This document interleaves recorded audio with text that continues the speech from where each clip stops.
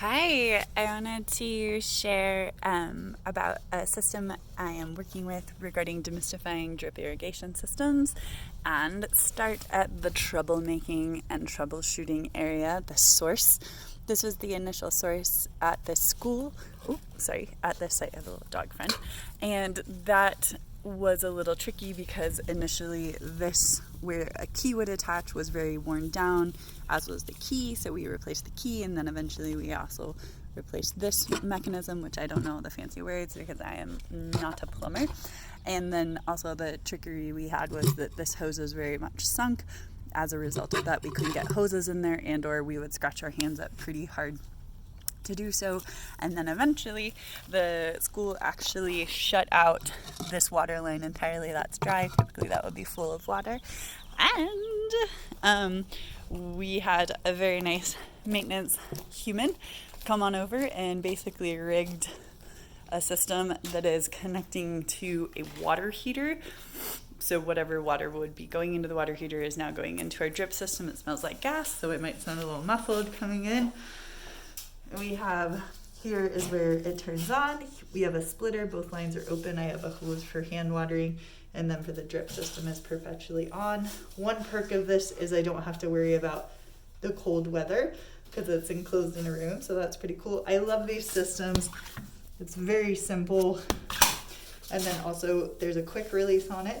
That's where we connect into the line. Here's our 1/2 inch hose. And if we follow our 1/2 inch hose, we eventually wander over to a T. One thing I want to share about water sources is I would really encourage a frost-free on any sites if possible. Dealing with freezing pipes is a terrible thing, and frost-frees are a great way to avoid it, and you can make them secure, as I know school sites often are very much seeking security around water, especially as we live in a very drought-intensive state. Anyway, so this line goes one direction to the greenhouse and another direction to our outdoor garden beds. It is spring, so there's just a lot of starting, but not a lot of intensive growth, which is great because I can share the hose. So basically this line comes to an L joint. This is a great way to do raised beds. This L joint is then connected to another L joint, and I have it staked down, and I also usually have this covered. Actually, I had to weed to share this with y'all. And then a connector. This is a 1/4 inch connector here going to a spaghetti line, and the spaghetti line has 6-inch emitters, and it's just slowly drip dropping down the garden. Some of the plants are pretty psyched.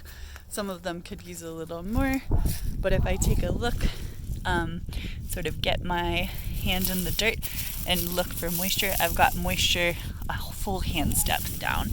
So I'm looking at some really lush soil, and that is the joy of drip systems, is it supports the soil growing and also just increasing carrying capacity. I don't think that's a word, but carrying capacity for the water retention. That's what I was looking for. And if we follow the line into the greenhouse, so that's a spaghetti line. I have some of those spaghetti lines connected, so they're in like a U shape, and so they just feed back. Some come to an end and I just have them plugged. There's a lot of different ways to do that.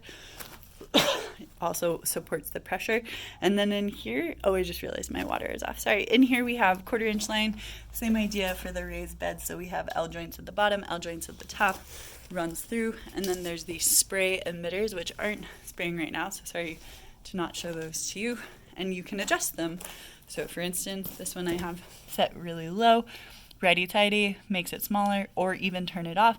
Lefty-loosey increases the water. If I lefty-loosey it too much, I'm having a little carrot intersection here. If I unscrew it all the way, which I won't show y'all, if I unscrew it all the way, water bursts out, you can get a nice little shower, but we can typically pop them back on. There's all kinds of different sprays and fans. This is a different one that I actually snagged from a stake system I much prefer, and this is pretty cool. Mushrooms in a greenhouse, lovely. I like to use this spray in greenhouses just because there is better humidity and sort of overall moisture retention, whereas when I do that outside, we have such a rapid rate of evaporation. In our region, we do lose a lot of water in the process, which is a bummer. So this flooding is not ideal. again, I've been working with sort of adjusting this as a future warm season planting site. So excited.